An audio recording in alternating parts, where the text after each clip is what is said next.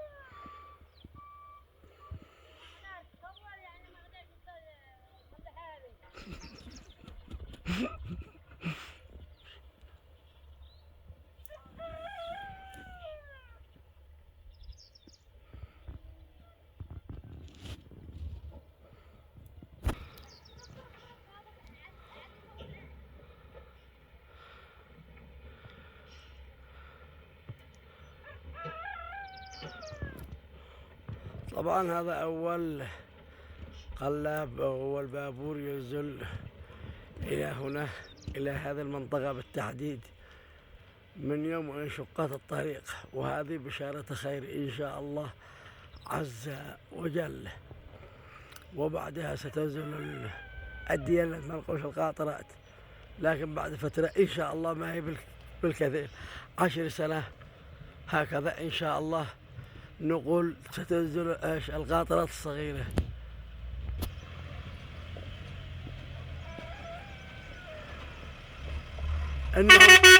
انهم الدعابشة دائما مساندين معنا ومشجعين الخطنا، وهذا اول بابور يفتتح الخط.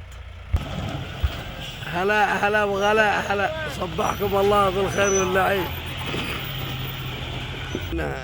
متجه البابور رأس العقبة التي كانت العقبة الكؤود، ها هو ينزل إليها، وكما ترون أمامكم ونتابع لكم بالصوت والصورة، بل واعتبروه نقلا مباشر إليكم يا أبناء جبل صالح سعيد.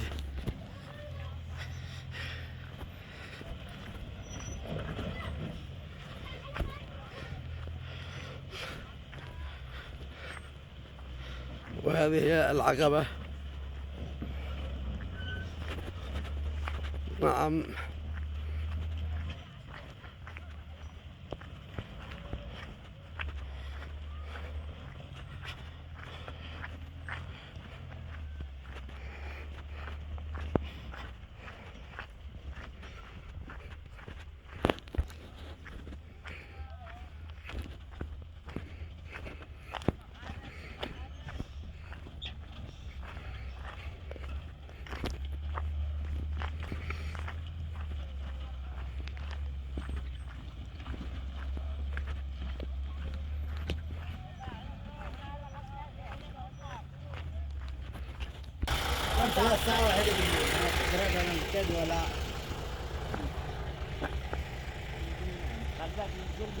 ما شاء الله.